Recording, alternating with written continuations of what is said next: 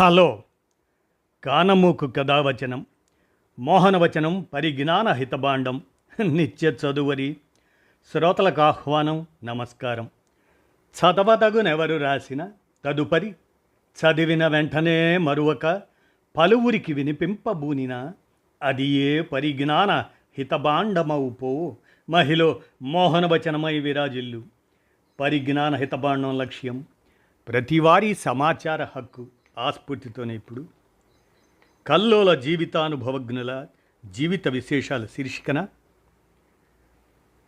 CS Prakasarao అందజేసినటువంటి ఈ అంశం గమనాగమనం ఆలూరి 12వ వర్ధంతి స్మృతిలో అనే ఈ అంశాన్ని ఇప్పుడు మన కానమోకు కథావచన శ్రోతలకు మీ కానమోకు స్వరంలో వినిపిస్తాను, వినండి. గమనాగమనం ఆలూరి 12వ వర్ధంతి స్మృతిలో ఇక వినండి. కల్లోల జీవితానుభవజ్ఞుల జీవిత విశేషాలు ఆ శీర్షిక. కల్లోల జీవితంపై అక్షరాల వంతెన. ప్రతి జాతి జీవితంలోనూ ఒక సమయం వస్తుంది.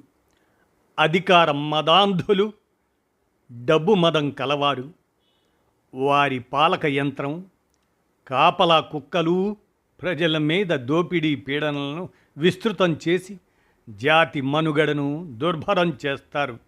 అలాంటి సమయంలో ప్రజలకు బ్రతకడం కంటే పోరాడి చావడము, శాంతి కంటే అలజడి ప్రియాతి ప్రియమైన విషయాలుగా పరిణమిస్తాయి అంటాడు ఆలూరి భుజంగరావు తన ఆత్మకథ గమనాగమనంలో. నోట్స్ కొనే డబ్బులు లేక ఖాళీ సిగరెట్ పెట్టె మీద టీచర్ చెప్పిన పాఠాలు రాసుకుని వాటిని దారాలతో కుట్టి చూరుకు వేలాడదీసి తీరిక సమయాల్లో చదువుకొని ఇలాంటి కల్లోల జీవితంలోంచి కమ్యూనిస్టుగా, రచయితగా, అనువాదకుడిగా ఆదర్శవంతమైన జీవితంలోకి ఎదిగారు ఆలూరి భుజంగరావు. శిక్షించకపోతే చదువు రాదు అని పిల్లల కళ్ళల్లో మిరియపు గంధం పెట్టడం, తల్లిదండ్రులే తమ పిల్లల్ని కమ్మరి దగ్గరికి తీసుకెళ్ళి కాళ్లకు సంకెళ్ళు వేయించటం, ఇటువంటి అమానుష పద్ధతులు పాటించే కాలంలో 3వ తరగతి వాచకం కొనమని గొడవ పెట్టినందుకు కొనలేని దుస్థితిలో తండ్రి చింతబరికతో చావబాదటంతో భుజంగరావు గారి చదువు అర్ధాంతరంగా ఆగిపోయింది. తర్వాతేముంది, గోళీలాటలు, బీడీలు కాల్చడాలు, ఇంట్లో బియ్యం ఎత్తుకెళ్ళి సినిమాలు చూడటం, చిరుతిళ్ళు, చిల్లర తిరుగుళ్ళును. 9వ ఏట పొట్టకూటి కోసం పాట్లు మొదలయ్యాయి. వృద్ధుడైన తండ్రి వల్ల పూట గడవని స్థితిలో భుజంగరావు అన్నలతో కలిసి మధుకరం, అదే భిక్ష ఎత్తటం, అలా భిక్షనెత్తి తెచ్చేవారు.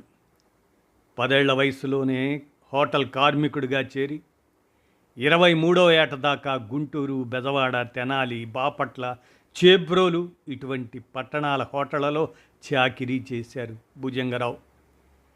తిండి నిద్ర అక్కడే. తెల్లవారుజామున 4 గంటల నుండి రాత్రి 10 గంటల వరకు పొగలో సెగలో పని. పొట్టకూటి కోసం అలా పాట్లు పడుతూనే హిందీ, తమిళం, కన్నడం తదితర భాషలను నేర్చుకున్నారు. కథలు రాశారు. అవి చదివిన కస్టమర్లు హోటల్లో ఈయన్ని చూచి ఆ రచయిత ఈయన అని మొహం తిప్పుకుపోయేవారట. ఖాళీ సమయాల్లో పుస్తకాలు చదవటం చూసి యజమానులు కస్సుమనేవారు. నెల జీతంతో పాటు బీడీలకు అర్ధణ దక్షిణ ఇచ్చేవారు. అవి కాల్చుకోవడానికి 10 నిమిషాలు విరామం ఇచ్చేవారు. బీడీలు కాల్చకపోతే అర్ధణతో పాటు ఆ విరామము పోతుందని బీడీలు కాల్చడం అలవాటు చేసుకున్నారు. ఓ పక్క హోటల్లో పని చేస్తూనే సంగీతం నేర్చుకోవాలన్న ఒక గురువు సలహా ప్రకారం తెల్లవారుజామున చలిలో స్వరసాధన కోసం పార్కులో కూర్చొని ఎలుగెత్తి అరిచి లాభం లేదు అని విరమించుకున్నారు.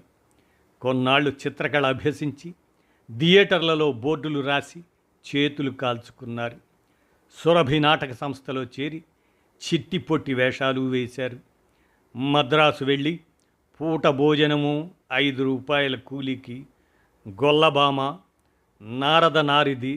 నారది అనే సినిమాల్లో అతిథి పాత్రలు వేశారు భుజంగరావు. దుర్భర జీవితాన్ని గడుపుతూనే హిందీ భాషా సాహిత్యాల అధ్యయనం కోసం హిందీ నేర్చుకున్నారు. ఆయనకు హిందీ నేర్పిన గురువు కూడా ఒక హోటల్ పనివాడే కావటం విచిత్రం. పలక కూడా కొనుక్కోలేని దీనస్థితి చూసి పాపం ఆ గురువే పలక కొనిచ్చాడు. మద్రాసులో అద్దెగది, చింకిచాప, ఆ చింకిచాప కూడా లేని దుస్థితి. ఒక వార్తాపత్రిక దాన్ని పరుచుకొని దాని మీద పడుకొని మరో పత్రికను కప్పుకొని కాలక్షేపం చేశారు. బ్రతకడానికి హిందీ ట్యూషన్లు చెబుతానంటే అందుకోసం రాష్ట్ర భాషా పరీక్ష పాస్ అవ్వాలి. కానీ రాహుల్ సాంకృత్యాయన్ని, ప్రేమ్చంద్ని చదివి హిందీ పాఠాలు చెబుతామంటే ఎలా అని పెదవి విరిచారట. హోటల్లో చదువుకుంటే యజమాని ఒప్పుకోడు కాబట్టి రోడ్డు పక్కన కూర్చొని చదువుకున్నారు. అభ్యుదయ సాహిత్యాన్ని అధ్యయనం చేశారు. గోర్కీ జీవితం, అమ్మ నవల నాకెంతో ఇష్టం. అంటే కడుపుకి ఆపరేషన్ చేయించుకున్నప్పుడు దాన్ని తల కింద పెట్టుకొని పడుకున్నాను అన్నారు భుజంగరావు. ఉద్యోగానికి ఎసరొస్తుందని తెలిసి కూడా మేడే ప్రదర్శనలో పాల్గొన్నారు. అలా హోటల్లో పని కూడా పోయింది. రచనా వ్యాసాంగంలోకి అడుగుపెట్టి కుక్క ఆత్మకథ, అంతా గమ్మత్తు, దిక్కుమొక్కు లేని జనం, ప్రజలు అజేయులు ఇటువంటి నవలలు, సాహిత్య బాటసారి శారద అనే జీవిత చరిత్ర రాశారు. ప్రేమ్చంద్, రాహుల్ సాంకృత్యాయన్, కిషన్ చందర్, యశ్పాల్, సరోజ్ దత్తాల రచనలను తెలుగులోకి అనువదించారు. వెలుగు రవ్వల జడి, ఆ జడిలో తన అనుభవాలను వివరించారు. ప్రభాత్ అనే పత్రికకు సంపాదకులుగా ఉన్నారు. ప్రతి జాతి జీవితంలోనూ ఒక సమయం వస్తుంది. అధికార మదాంధులు, డబ్బు మదం కలవారు, వారి పాలక యంత్రం, కాపలా కుక్కలు ప్రజల మీద దోపిడీ పీడనలను విస్తృతం చేసి జాతి మనుగడను దుర్భరం చేస్తారు. అలాంటి సమయంలో ప్రజలకు బ్రతకడం కంటే పోరాడి చావడం, శాంతి కంటే అలజడి ప్రియాతి ప్రియమైన విషయాలుగా పరిణమిస్తాయి అంటారు ఆలూరి తన ఆత్మకథ గమనాగమనంలో. 1928లో గుంటూరు జిల్లా కొండముది గ్రామంలో జన్మించిన ఆయన విరసం సభ్యుడిగా, రచయితగా, అనువాదకుడిగా జీవితాన్ని అర్థవంతం చేసుకుని 2013 జూన్ 20న తుది శ్వాస విడిచారు. అనగా నేటి 2025 జూన్ 20 నాటికి వారి 12వ వర్ధంతి స్మృతిలో గమనాగమనం ఆలూరి అంటూ సిఎస్ ప్రకాశ్రావు అందజేసిన ఈ అంశాన్ని ఆలూరి భుజంగరావు గారికి నివాళులర్పిస్తూ కల్లోల జీవితానుభవజ్ఞుల జీవిత విశేషాల శీర్షికన మన కానమోకు కథ వచ్చిన శ్రోతలకు మీ కానమోకు స్వరంలో ఈ అంశాన్ని వినిపించాను. విన్నారుగా, ధన్యవాదాలు.